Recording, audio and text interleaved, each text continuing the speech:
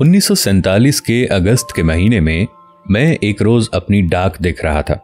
اس میں معمولی سے کھردرے سے بادامی کاغذ پر ایک سائکلوسٹائلڈ خط نکلا، جسے میں اپنی زندگی کا ایک نہایت عزیز خط سمجھتا ہوں۔ آغا ہلالی نے نئی دہلی سے حکم بھیجا تھا کہ مجھے پاکستان کی وزارت تجارت میں انڈر سیکرٹری تعینات کیا گیا ہے اور میں 14 اگست کے بعد جلد از جلد کراچی پہنچ کر اپنے عہدے کا چارج لے لوں۔ اس خط کا نمبر اور تاریخ اس طرح درج تھے: number CPC ESTS 4/47، cabinet secretariat Pakistan, new Delhi, 7 اگست 1947۔ حکومت پاکستان کے نام سے اپنی زندگی کا پہلا خط پا کر جوش مسرت میں مجھے یوں محسوس ہوا جیسے مجھے ایک پوسٹنگ آرڈر نہیں بلکہ ایک سلطنت مل گئی ہے۔ اس خط کا ایک ایک حرف بجلی کی لہر کی طرح میرے رگو پے میں سرایت کر گیا۔ میں نے اسے بار بار پڑھا، آنکھوں سے لگایا، سر پر رکھا اور بھاگم بھاگ وزیر اعلیٰ کے کمرے میں پہنچ کر ان کی خدمت میں پیش کر دیا۔ شری ہری کرشن مہتاب بڑے خوش اخلاق اور نیک نیت ہندو تھے۔ میرے چہرے پر مسرت کا غیر معمولی ہیجان دیکھ کر وہ کچھ افسردہ سے ہو گئے اور بولے، میری طرف سے کوئی رکاوٹ نہیں، جب جی چاہے چلے جانا۔ مجھے تو اس بات کی چنتا ہے کہ اگر سب مسلم آفیسر اسی طرح چلے گئے تو یہاں پر مسلمانوں کی دیکھ بھال کون کرے گا؟ مہتاب صاحب کی یہ چنتا محض ان کی ذات تک ہی محدود تھی، ورنہ سرکاری اور سیاسی طور پر تو وہ ان ہدایات کے پابند تھے جن میں کانگریس نے حکم دے رکھا تھا کہ ان صوبوں میں کوئی مسلمان پولیس اور انتظامیہ کی کسی کلیدی اور مؤثر اسامی پر متعین رہنے نہ پائے۔ یہ ہدایات آزادی سے 6 ماہ پہلے جاری ہوئی تھیں۔ آزادی کے بعد بھارت میں کانگریس کی سیکولر حکومت نے جو گل کھلائے اس کا بڑا واضح نقشہ KL گایا کی کتاب پیسو وائسز میں ملتا ہے۔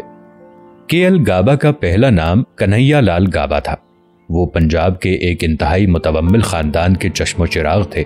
انہوں نے بچپن ہی سے انگلستان میں تعلیم پائی۔ بیرسٹری کرنے کے بعد انہوں نے لاہور ہائی کورٹ میں پریکٹس شروع کر دی۔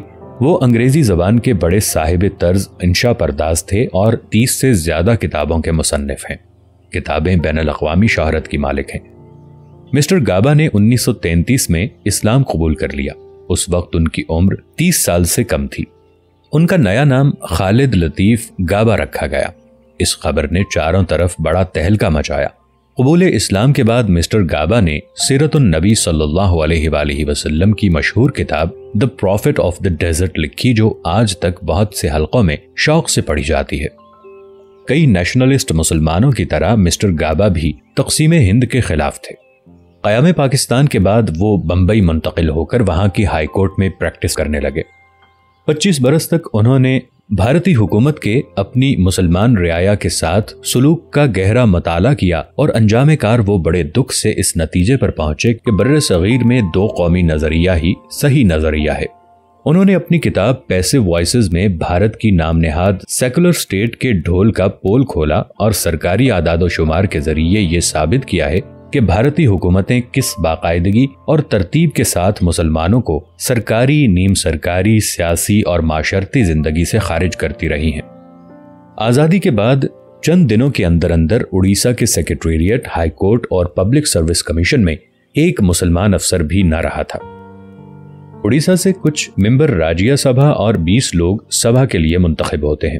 ان میں بھی مسلمانوں کا کوئی نمائندہ شامل نہیں تھا۔ صوبائی اسمبلی میں 140 سیٹیں ہیں۔ ایک بھی مسلمان اسمبلی کا ممبر منتخب نہیں ہو سکا۔ چیف منسٹر سے فارغ ہو کر میں chief secretary mister PC Mukherjee کے پاس گیا۔ یہ بڑے شوقین خیال اور دہریہ قسم کے آدمی تھے۔ گائے کا گوشت شوق سے کھاتے تھے اور غالباً اسی وجہ سے تعصب سے خالی تھے۔ ICS کی ٹریننگ کے دوران انہوں نے لندن میں کسی کے پاس سورہ فاتحہ کا انگریزی ترجمہ دیکھا تھا۔ وہ اس سے اتنے متاثر ہوئے کہ اسے حفظ کر لیا۔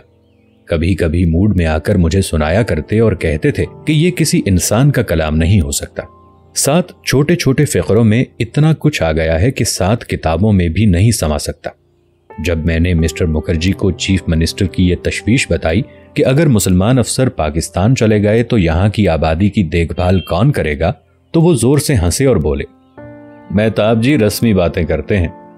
تم یہاں رہ گئے تو 15 اگست کے بعد تمہیں ہوم ڈپارٹمنٹ سے نکال کر غالباً ریکارڈ آفس کا افسر بکار خاص لگا دیا جائے گا تاکہ آفس میں بیٹھ کر پرانی فائلوں کی گرد جاڑتے رہو۔ मिस्टर मुखर्जी ने मेज की दराज से एक फाइल निकाली और उसे खोलकर मुझे एक सफ़ा दिखाया जिसमें सूबे के नए गवर्नर चंदूलाल त्रिवेदी ने चीफ सेक्रेटरी को इंतहाई दुरुस्त अल्फाज में बड़ी सख्त डांट पिलाई थी। वो भी आईसीएस ऑफिसर था और हाल ही में डिफेंस सेक्रेटरी के ओहदे से तरक्की पाकर उड़ीसा का पहला हिंदुस्तानी गवर्नर हुआ था। वो बड़ा तेज तर्रार धांसू किस्म का नबुर्दजू हिंदू था और कांग्रेस के साथ अपना कारवरा मिलाने के लिए हर किस्म के औछे हथकंडे इस्तेमाल करने पर कमर बस्ता रहता था। चीफ मिनिस्टर और दूसरे कांग्रेसी वजीरों के सामने वो बड़ी फर्माबरदारी से दुम हिलाता रहता था, लेकिन चीफ सेक्रेटरी समेत बाकी अफसरों पर वक्त बे वक्त जायज नाजायज धौंस जमाना अपना फर्ज मनसबी समझता था। मेरा ख्याल है कि चीफ सेक्रेटरी के तौर पर मैं भी चंद रोज का मेहमान हूं, मिस्टर मुखर्जी ने कहा। ये लोग मुझे दर्जा अव्वल का हिंदू नहीं समझते, इसलिए बहुत जल्द मुझे भी किसी बेजरर और बेअसर महकमे की पोल में धांस दिया जाएगा। मजमूई तौर पर ये छोटे दिल के कमीने लोग हैं। इनके पथरीले ज़मीर इंसान दोस्ती की शबनम से नाआशना है। तुम इनकी चाल में ना आना। बड़े शौक से पाकिस्तान जाओ, वहां जाना तुम्हारा फर्ज है।